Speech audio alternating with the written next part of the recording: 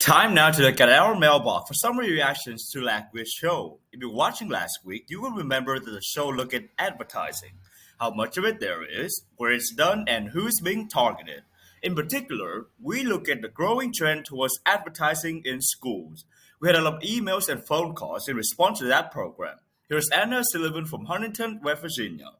I don't mind advertising on billboards and bus shelters, and I've got used to seeing ads on lampposts and trash cans and supermarket floors and elevators and all the rest of it. But I was very upset by some of the advertising that you show in places of natural beauty, like the billboards in the deserts.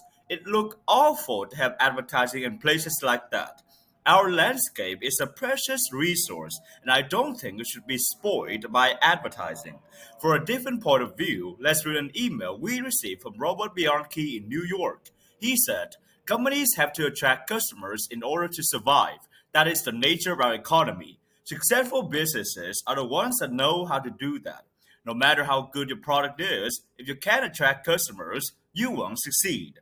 We should remember that without advertising, many companies and the jobs that they provide would simply not exist, and we all pay a lot more for the products and services we take for granted. The segment on advertising in schools generated a lot of responses. Here's Victor Rodriguez from Albany, New York. I am shocked at how much marketing is geared toward, personally geared toward young children that are just too young to know that they're being marketed to. I'm a parent and can even allow my children to watch network TV stations because of all the commercials. It just encourages them to want the latest toy or whatever. Another thing I'm concerned about advertising that is turning up in our local elementary school is in my kids' school books, poster on the walls, and school lunches, for example. I think it's wrong. School is not a place for advertising.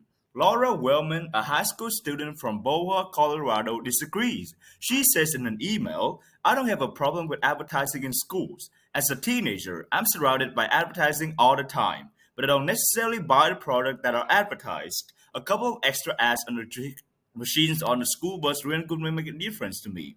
I probably wouldn't even notice them. If a company wants to sponsor our soccer team in exchange for their name on our shirts, that's fine with us.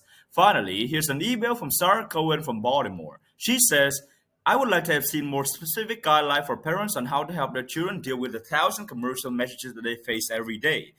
Teenagers in particular are very influenced by advertising. They should be taught to be more critical of the advertising that they encounter, to ask pointed questions about the products, and above all, not to believe everything that they see in an ad. And with that thought, we'll leave you until next week.